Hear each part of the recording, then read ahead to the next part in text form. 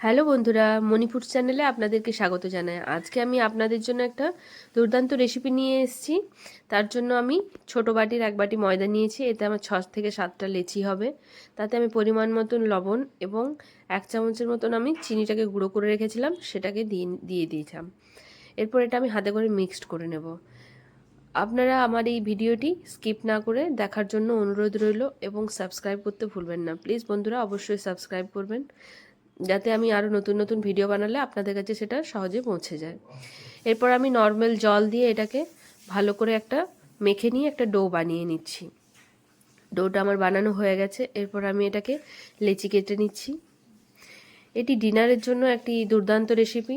দারুণ, না বানিয়ে খেলে আপনারা বুঝতে পারবেন না। আমার 6টা-7টার মতো লেচি হয়েছে। এটা আমি একটা এয়ার কন্টেনারে আমি ভালো করে তেল দিয়ে, যাতে ডুবো ডুবো হয়ে থাকে সেইভাবে আমি সেই পরিমাণ তেলটা আমি দিয়েছি। এটাকে দিয়ে আমি বন্ধ করে, দেখুন কতটা তেল দিয়েছি, ডুবে আছে আমার লেচিগুলো।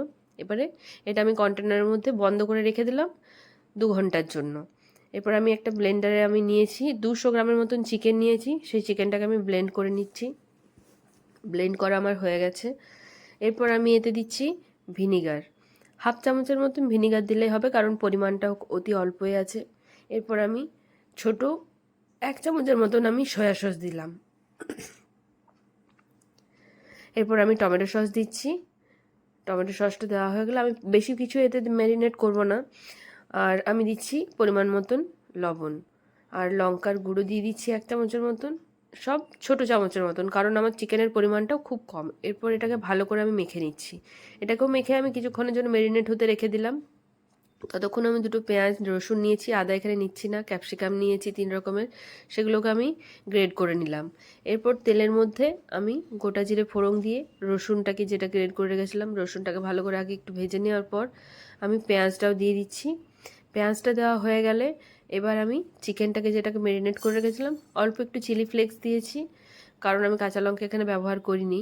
আর চিকেনটাকে একটু ভাজার পরেই আমি গ্রেড করে রাখা আমি ক্যাপসিকামগুলো 3 রকমের আমি দিয়ে দিলাম। এরপর একটু চিকেন মশলা এবং লঙ্কার গুঁড়ো দিয়ে এটাকে ভালো করে আমি মিক্স করে নিচ্ছি। আমি খুব বেশি মশলাও এখানে ইউজ করছি না।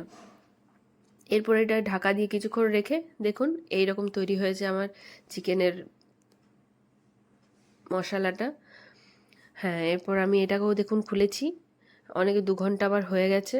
দেখুন পুরো তেলটা অবজার্ভ করে নিয়েছে এবং কত সুন্দর সফট হয়েছে। এবং প্রত্যেকটি লেচি খুব সুন্দর পাতলা পাতলা হবে এবং আপনার বাইরের থেকে এপার ওপার দেখাবে, কিন্তু আপনার পুরটা কিন্তু বেরোবে না। এরপর আমি চিকেনের পুরটা দিয়ে এটাকে আমি, যেভাবে আমরা আলু পরোটার রুটি বেলি সেভাবেও আমরা তৈরি করে নিতে পারি। যেভাবে এইভাবে আমি একভাবে তৈরি করলাম। এরপর হাতে করে প্রেস করে হালকা করে তারপর আমি বেলনা দিয়ে এটাকে একটু বেলে নিচ্ছি।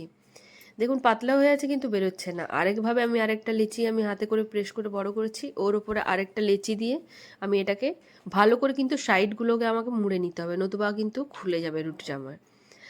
এরপর হালকা করে একটু আমি বেলে নিচ্ছি বেলন দিয়ে। এটাকে আমি খুব ভালো করে এরপর সেঁকে নিচ্ছি। অল্প একটু তা আমি প্যানে তেল দিয়ে দিয়েছি। খুব বেশি তেল লাগবে না, কারণ এটা অলরেডি তেলে ভরপুর। তাই এটাকে আমি এরপর এপিট ওপিট ভালো করে ভেজে নিচ্ছি। এটা না বানিয়ে খেলে বন্ধুরা আপনারা বুঝতে পারবেন না যে কত সুন্দর, আর একবার বানিয়ে খেলে বারবার খেতে ইচ্ছে করবে। দেখুন আমার চিকেন পরোটা একদম রেডি হয়ে গেছে। ভীষণ গরম আছে, পুরো চতুর্দিকে কিন্তু পুরে ভরা। দুর্দান্ত একটি রেসিপি, আপনারা অবশ্যই ট্রাই